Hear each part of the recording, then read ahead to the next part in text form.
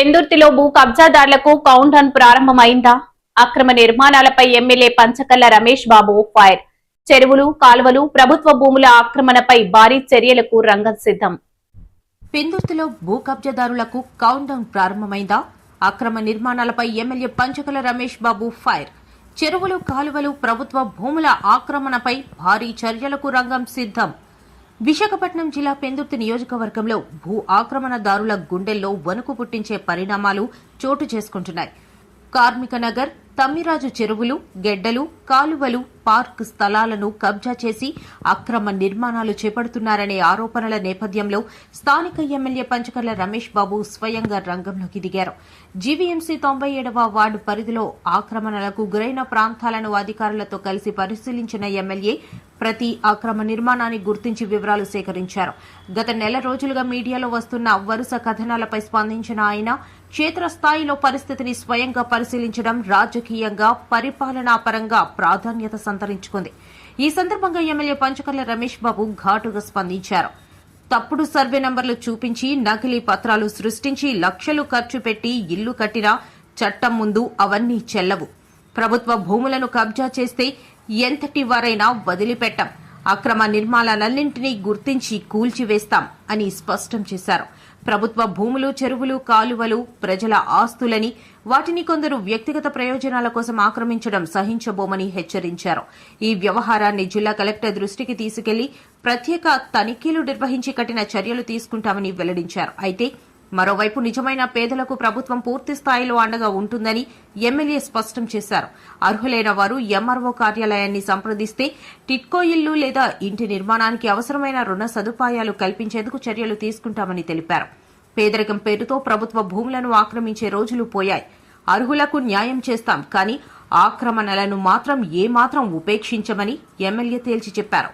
MLA Ramesh బాబుతో పాటు GVMC zonal commissioner Shankar Rao, MRO Venkatapa Rao, assistant city planner Ramalinga Reddy, irrigation revenue అధికారులు, కూటమి నాయకులు పాల్గొన్నారు. గత వారం క్రితం ప్రెస్ మీట్ చెప్పి పేపర్లు, టీవీల్లో, లోకల్ ఛానల్స్ వస్తున్న ఆక్రమణల మీద నేను మీడియాకి మాట ఇచ్చాను. అధికారులతో ఈ శనివారం మీరు ఏదైతే ఎక్కడైతే ఆక్రమణలు అన్నారో అక్కడ మనం విజిట్ పెట్టుకుందాం అని చెప్పి ఈరోజు అన్న మాట ప్రకారం మేము కానీ, మీరు కానీ, మా అధికారులు కానీ, స్థానిక కార్పొరేటర్లు కానీ అందరం కూడా మనం తిరిగాం. ఉదయం నుంచి ఏదైతే మీరు చెప్పారో వాటిల్లో చాలా చోట్ల ఆక్రమణలు ఉన్నాయి. మరి గడ్డల్లో పేదవాడికి ఈ ప్రభుత్వం ఇల్లు కట్టుకుంటానంటే అర్బన్ పరిధిలో 2 సెంట్లు, రూరల్ పరిధిలో 3 సెంట్లు ఇస్తామన్నప్పటికీ చెరువుల్లో, గడ్డల్లో ఆక్రమణలు మాత్రం సహించేది లేదు. వాళ్ళని యాక్సెప్ట్ చేసే ప్రసక్తే లేదు. గౌరవ ముఖ్యమంత్రి గారి ఆదేశాల మేరకు మీరు ఇల్లు పెట్టుకుండా లేని వాళ్ళు, రెవెన్యూ వాళ్ళు కానీ, హౌసింగ్ వాళ్ళు కానీ గతంలో మీకు ఇల్లు ఉందో లేదో వెరిఫై చేస్తారు. వెరిఫై చేసి మీకు లేదు అంటే బాజా భజంతులతో మీకు స్థలం కానీ, ఇల్లు కానీ కేటాయించే బాధ్యత మాది. అది టిడ్కో అవ్వచ్చు, లేదా గ్రూప్ హౌసింగ్ అవ్వచ్చు, లేదంటే కట్టుకునే స్తోమత ఉంటే ఇండివిజువల్ 2 సెంట్ల స్థలం అవ్వచ్చు. మా దగ్గర స్థలం ఉంది, ప్రభుత్వం దగ్గర ఒక మంచి సంకల్పం ఉంది. అయినా ఆక్రమణలు చేసి మేము ఇలాగే వెళ్తామంటే మాత్రం ప్రభుత్వం చూస్తూ ఊరుకోదనేది మాత్రం మీ ద్వారా హెచ్చరిస్తా ఉన్నా.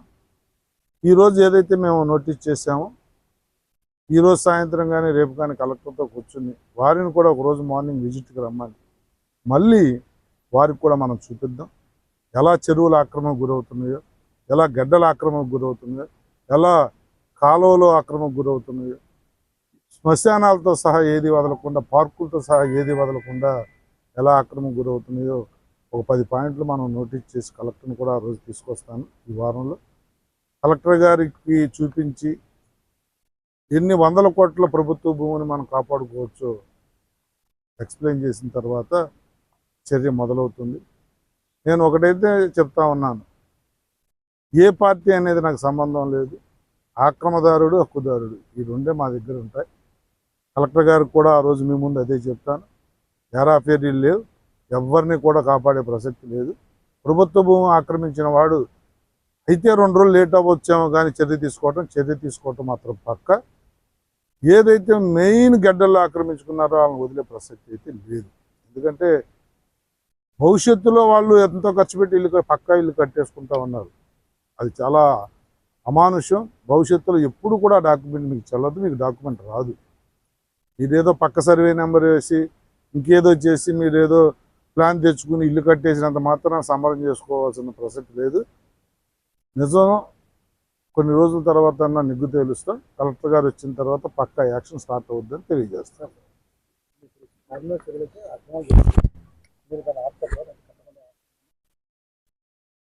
ఈరోజు మీ ముందే ఇందాక ఆదేశాలు ఇచ్చే ఎంఆర్ఓ రీసెంట్గా కట్టినవన్నీ కూడా ఈ వారంలో తీసేయమని చెప్పాం. ఆ ప్రక్రియ వద్ది. ఒకవేళ ఆ ప్రక్రియ అవ్వకపోయినా విత్ ఇన్ వీక్లో కలెక్టర్ ద్వారా వచ్చినప్పుడు కలెక్టర్ గారే వాళ్ళకి ఆదేశాలు ఇస్తారు. ఒకసారి కలెక్టర్ ప్రత్యక్షంగా వచ్చిన తర్వాత యాక్షన్ తీసుకోకపోవడం అనే ప్రసక్తి లేదు. కలెక్టర్ గారితో నేను వారాలుగా మాట్లాడటం కూడా జరిగింది. ఈరోజు దిశ మీటింగ్ ఉంది. దానికి వెళితే అంటే ఆల్రెడీ ఇది పెట్టుకున్నానని చెప్పి దానికి లేట్ అయ్యే 9 గంటలకి అది. ఒకవేళ నేను వెళ్ళేసరికి ఉంటే దానికి కూడా అటెండ్ అవుతాను. అక్కడ ఈరోజే అడుగుతాను. తప్పకుండా ఒక డేట్ తీసుకుని వస్తాం. అప్పుడు డెఫినెట్గా ఉంటుందండి. డెఫినెట్గా ఉంటుంది. ఆల్రెడీ మీరు ఎవరు అడగకముందే దీన్ని పెట్టాం. 2-2.5 కోట్లు శాంక్షన్ తెస్తున్నాం. తప్పకుండా వాకింగ్ ట్రాక్ చేసి దీన్ని చెరువుని బ్యూటిఫికేషన్ చేసి